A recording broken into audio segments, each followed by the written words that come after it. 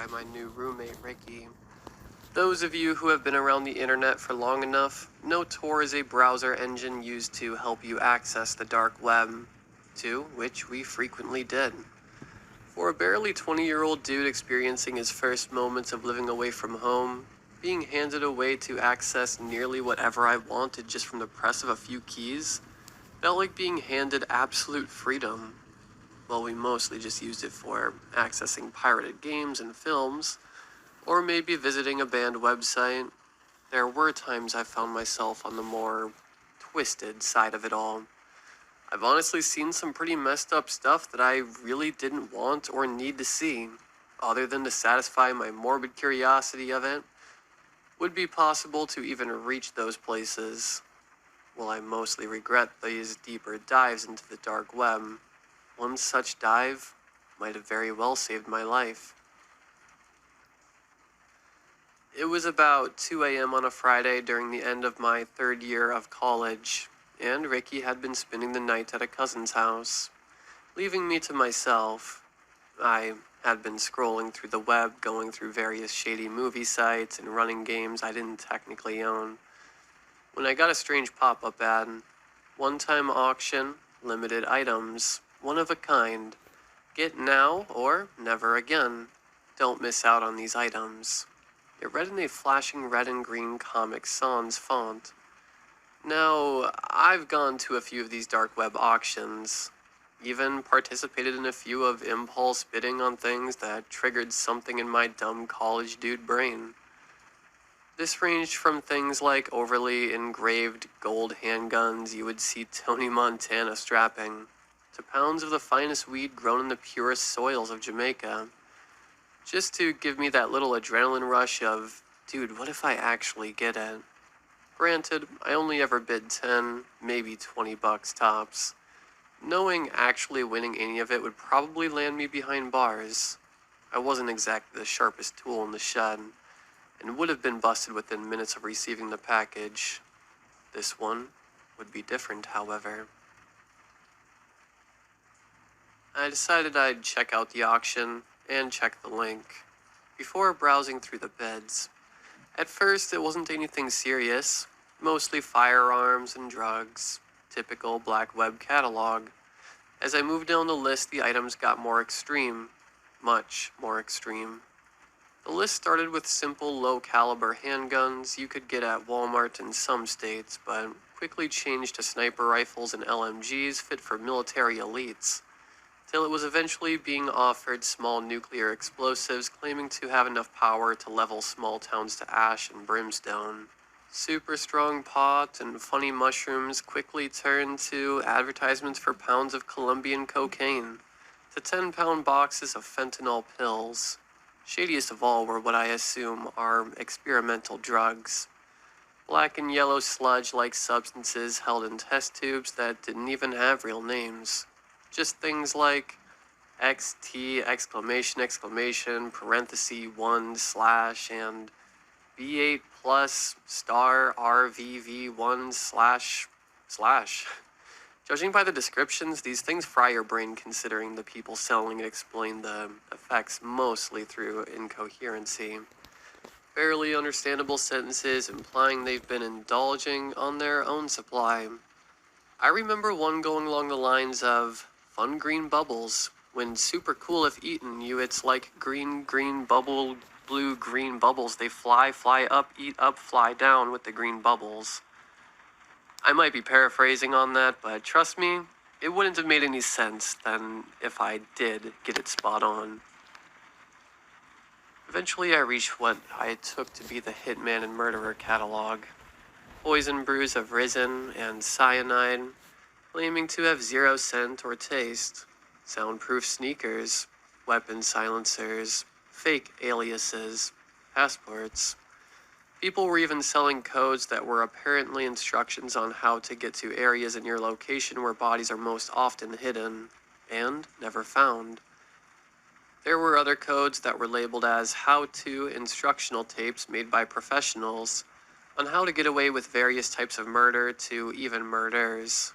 If you didn't want to do the work yourself, you could buy the phone number to a top-class hitman near you, who will make sure your job is done effectively. Things only got worse when I scrolled to the next page to see photos of people, some even children, with their names listed underneath. They were advertising human trafficking and given each of their product a small biography of sorts, as if they were stat cards.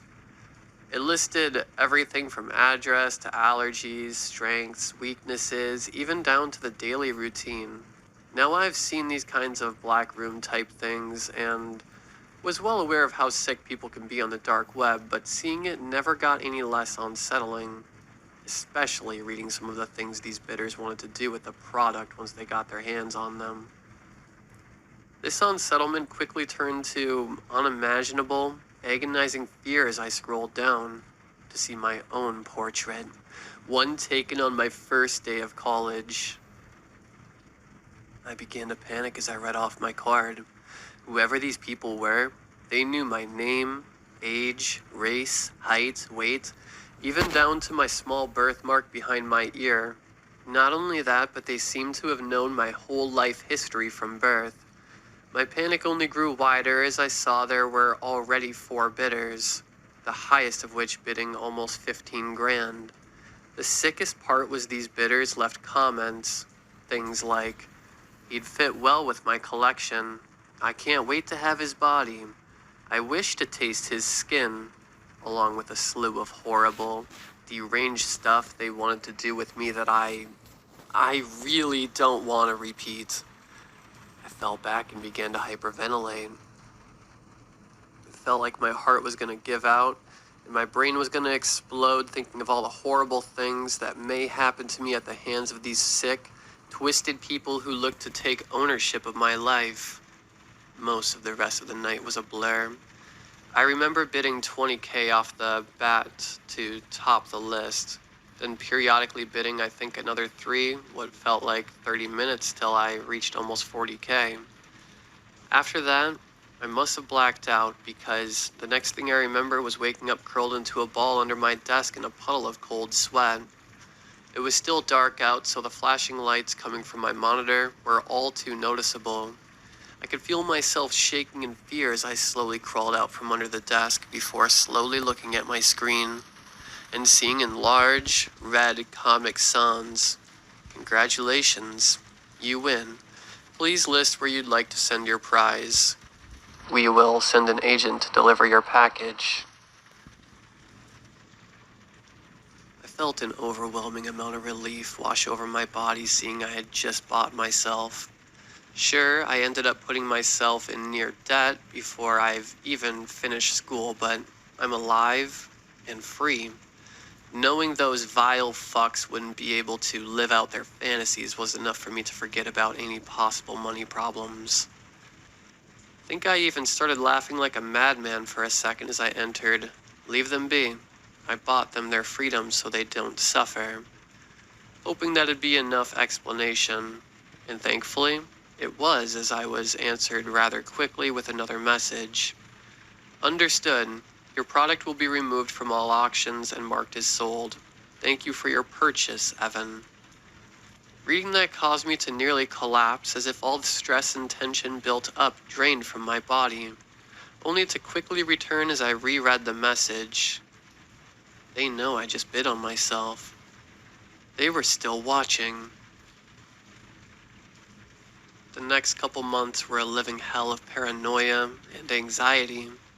I tried to explain what I could to Ricky, and he did his best to help calm me down, but it was fruitless. Eventually, though, after enough time, I was able to move on from it. More so, I think my mind forced me to block it out.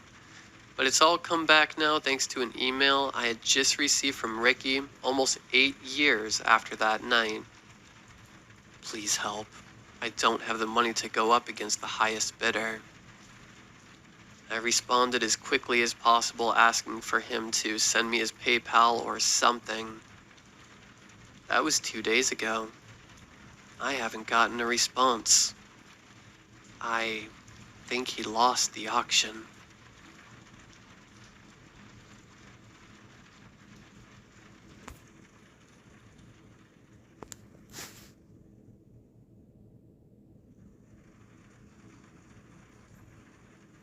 I'm writing this at my neighbor's house where we're currently waiting for the police. I suppose I'll tell them the same thing I told Jack when I came banging on his door this morning. I can't exactly tell them the truth. They wouldn't believe a word of it, and I can't say I'd blame them. I'm not sure why I'm even telling you, except you may be the only people who would believe me, and I have to tell someone or I think I'll lose my damn mind.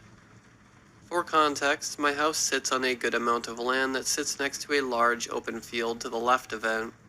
There's a few acres of trees beyond the field, a small forest as my wife likes to say. Our closest neighbor, Jack, lives about a mile and a half down the road, so we pretty much have